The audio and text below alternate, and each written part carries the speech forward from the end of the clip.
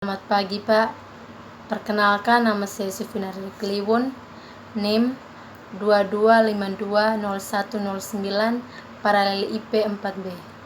Baik, di sini saya akan menjelaskan materi yang saya buat mengenai pemerintahan sebagai kebijakan manusia untuk manusia. Video yang saya buat ini untuk memenuhi ujian tengah semester teori pemerintahan. Seperti yang kita ketahui, pemerintahan memiliki 3 kata dasar: perintah, pemerintah, dan pemerintahan. Di sini perintah bukan berarti suruhan.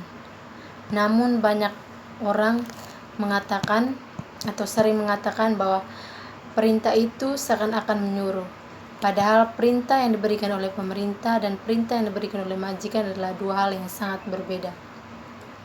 Perintah dimaknai secara otoritas yang didasarkan pada konstitusi maupun kebijakan sehingga suatu negara bisa dijalankan atau dicapai. Karena tanpa ada perintah, maka suatu negara tidak akan berjalan dengan baik atau tidak akan tercapai dengan baik. Pemerintah hadir karena ada perkumpulan orang-orang untuk berorientasi untuk melahirkan cita-cita atau keinginan untuk mencapai tujuan, karena pemerintah itu digunakan untuk kepentingan banyak orang. Pergaulan hidup bersama harus punya hukum, dan hukum itu sesuatu yang bersifat baku, maka harus ditaati bersama. Jadi di dalam dunia pemerintahan ada tarik-menarik, ada politik dan hukum, ada kehendak rakyat dan aturan, ada kebijakan dan kebebasan. Ada dua hal yang sangat mendasar yang ingin saya sampaikan, yaitu kebijakan dan kebebasan. Berbicara mengenai kebijakan berarti punya konsep dan asas yang menjadi pedoman dan dasar untuk melaksanakan suatu pekerjaan, kepemimpinan, dan cara bertindak. Jadi, pemerintah harus punya konsep dan asas yang baik agar suatu pelaksanaan pekerjaan bisa berjalan dengan baik. Lalu, berbicara mengenai kebebasan berarti rakyat punya hak bebas berpendapat jika suatu kebijakan tidak dijalankan dengan baik atau tidak tercapai dengan baik dalam suatu pemerintahan. Secara ideal, satu cukilan bahwa pemerintahan itu sebagai arena untuk office making, untuk birokrasi making, untuk government making, yang dimana sebuah organisasi besar memperoleh mandat dari kedaulatan rakyat, lalu punya tugas, punya fungsi, punya kewajiban, dan punya otoritas dari rakyat menuju warga.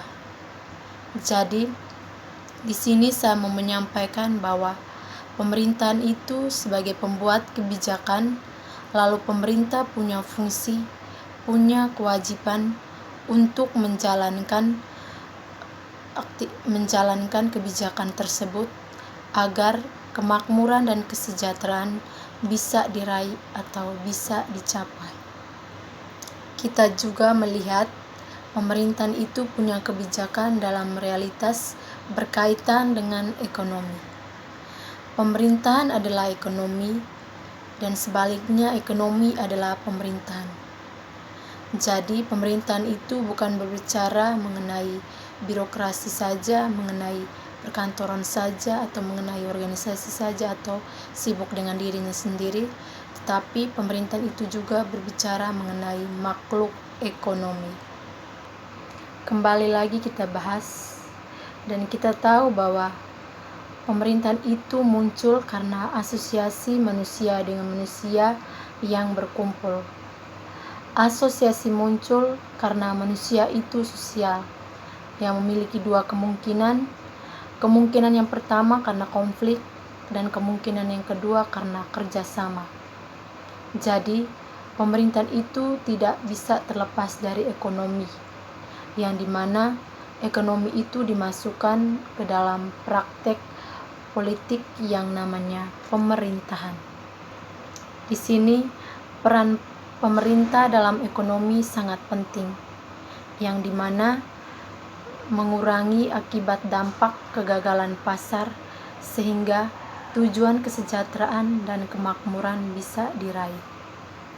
Berbicara mengenai ekonomi berarti untuk orang banyak atau untuk sekumpulan orang banyak, bukan untuk segelintir orang saja atau sebagian orang saja, yang artinya ekonomi ini bukan untuk berjalan untuk rakyat jelita saja, tetapi juga untuk rakyat jelata, yang dimana pemerintah punya fungsi, punya tugas, punya otoritas untuk mengatur, mengurus, dan mengendalikan kehidupan ekonomi untuk kepentingan orang banyak.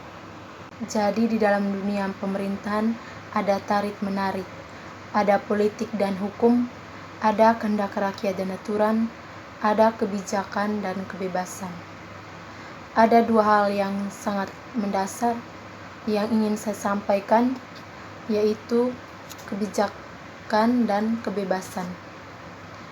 Berbicara mengenai kebijakan berarti punya konsep dan asas yang menjadi pedoman dan dasar untuk melaksanakan suatu pekerjaan, kepemimpinan, dan cara bertindak.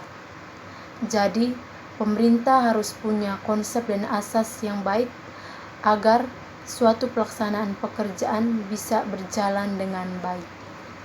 Lalu, berbicara mengenai kebebasan berarti rakyat punya hak bebas berpendapat jika suatu kebijakan tidak dijalankan dengan baik atau tidak tercapai dengan baik dalam suatu pemerintahan. Secara ideal, satu cukilan bahwa pemerintahan itu sebagai arena untuk office making, untuk birokrasi making, untuk government making, yang dimana sebuah organisasi besar memperoleh mandat dari kedaulatan rakyat, lalu punya tugas, punya fungsi, punya kewajiban, dan punya otoritas dari rakyat menuju warga. Jadi, di sini saya mau menyampaikan bahwa pemerintahan itu sebagai pembuat kebijakan, lalu pemerintah punya fungsi, punya kewajiban untuk menjalankan kebijakan tersebut agar kemakmuran dan kesejahteraan bisa diraih atau bisa dicapai. Kita juga melihat pemerintahan itu punya kebijakan dalam realitas berkaitan dengan ekonomi. Pemerintahan adalah ekonomi dan sebaliknya ekonomi adalah pemerintahan. Jadi pemerintahan itu bukan berbicara mengenai birokrasi saja, mengenai perkantoran saja, atau mengenai organisasi saja, atau sibuk dengan dirinya sendiri, tetapi pemerintahan itu juga berbicara mengenai makhluk ekonomi.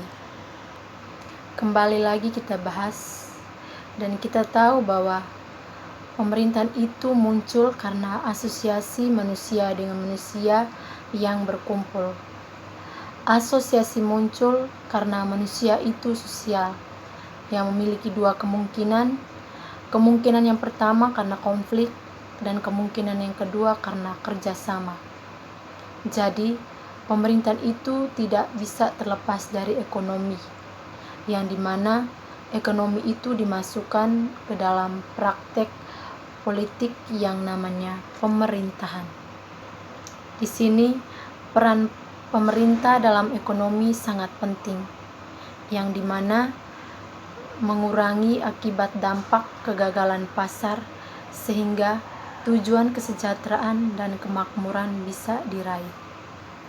Berbicara mengenai ekonomi berarti untuk orang banyak atau untuk sekumpulan orang banyak, bukan untuk segelintir orang saja atau sebagian orang saja, yang artinya ekonomi ini bukan untuk berjalan untuk rakyat jelita saja, tetapi juga untuk rakyat jelata, yang dimana pemerintah punya fungsi, punya tugas, punya otoritas untuk mengatur, mengurus, dan mengendalikan kehidupan ekonomi untuk kepentingan orang banyak. Kembali lagi pada materi yang saya bahas mengenai pemerintahan sebagai kebijakan manusia untuk manusia. Jadi, kebijakan dari pemerintahan dibuat untuk rakyat. Lalu, pemerintah punya fungsi dan tugas untuk menjalankan dengan baik. Pemerintah harus menciptakan kesejahteraan dan kemakmuran masyarakat. Kebijakan yang dibuat melalui tahap-tahap sistematis sehingga pokok permasalahan yang dipecahkan atau yang diselesaikan berjalan dengan lancar atau mencapai tujuan dengan baik. Kebijakan harus dapat dilaksanakan oleh organisasi pelaksana. Organisasi harus selalu mengalami perubahan kebaikan dari pelaksanaan organisasi tersebut, karena organisasi merupakan sarana untuk melaksanakan kerjasama antara orang-orang atau sekumpulan manusia dalam rangka mencapai tujuan bersama, yang dimana bahwa pemerintahan sebagai kebijakan manusia untuk manusia. Baik, yang terakhir dari semua materi yang saya bahas mengenai pemerintahan sebagai kebijakan manusia untuk manusia. Di sini saya mau menyimpulkan bahwa setiap kebijakan yang dibuat harus mempunyai konsep dan asas yang menjadi pedoman dan dasar pelaksanaan suatu pekerjaan atau suatu aktivitas untuk kepentingan orang banyak atau perkumpulan orang banyak. Karena kebijakan yang dibuat melalui tahap-tahap sistematis agar pokok permasalahan bisa diselesaikan atau dilaksanakan untuk mencapai tujuan bersama atau untuk mencapai tujuan dengan baik. Maka penting untuk memperhatikan dan mengkritisi setiap kebijakan yang belum atau yang sudah disahkan untuk mendapatkan regulasi yang tepat. Sekian materi yang saya bahas mengenai pemerintahan sebagai kebijakan manusia untuk manusia.